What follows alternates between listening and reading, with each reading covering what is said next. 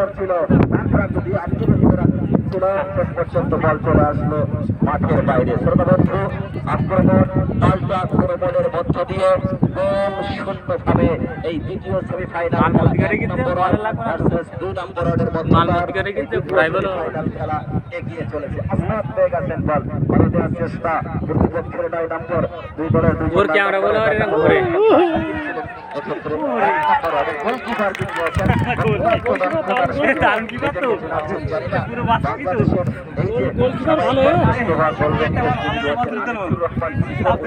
হিসেবে নিজেকে চিনাতে চাচ্ছেন কিনা সেটাও কিন্তু দেখবার বিষয়। বল চলে গেছে আবারও 500 রেখা অতিক্রম করে মাঠের বাইরে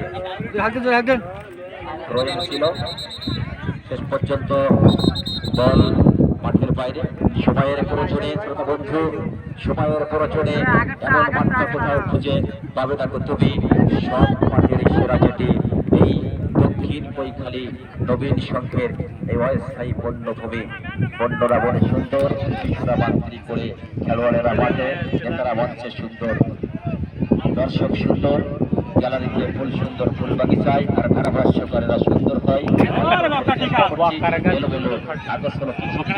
বলার জন্য আপনারা যে ক্ষমা সুন্দর দেখছেন এবং শুনছেন, এজন্য আপনাদেরকে আন্তরিকভাবে ধন্যবাদ জানাচ্ছি। সাতক্ষীরা জেলা ক্রীড়া ধারাভাষ্যকার ফোরামের পক্ষ থেকে, বাংলাদেশ পক্ষ থেকে এবং সামনাগর উপজেলা ক্রীড়া ধারাভাষ্যকার ফোরামের পক্ষ থেকে আমি মোহাম্মদ শাহজাহান সিরাজ। আপনারা রয়েছেন এখনো পর্যন্ত গোল শূন্য। যদি বলি খেলার বিশ্লেষণ করে আসি, ব্যাকগ্রাউন্ড বলি, তাহলে কিন্তু সবগুলো 1 নম্বর অনেকগুলো তারা একাধিকবার 3-4 কিন্তু প্রতিপক্ষের গোল লাইনে কম্পন সৃষ্টি করেছিল। তবে সেই পাল্টা জবাব বা কাউন্টার অ্যাটাক কিন্তু আমরা 2 নম্বর ওয়ার্ডের খুব বেশি দেখিনি। যা হয়েছিল সবগুলো কিন্তু মাঝ মাঠে মারা পড়ে গেছে। তার মানে আত্মরক্ষার ফুটবল করতে হচ্ছে 2 নম্বর ওয়ার্ডকে সাধ্যমতো চেষ্টা দেখি। শেষ পর্যন্ত সফল হবেন কিনা না, বল চলে গেল মাঠের বাইরে। থ্রোয়িং, এক্ষেত্রে থ্রোয়িং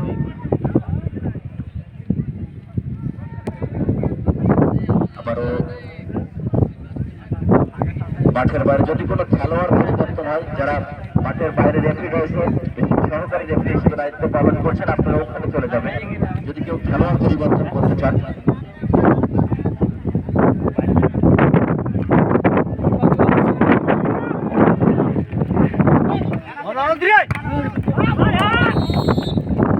যাদের সহযোগিতার ফসল, যাদের সহযোগিতায় এই টুর্নামেন্টটা অত্যন্ত সফলতার সাথে এগিয়ে যাচ্ছে, বিশেষ করে মোস্তফা জামান আড়াই প্রবাসী, যিনি নবীন সংঘের সভাপতি, এছাড়া আবু আবদুল্লাহ ইতালি প্রবাসী,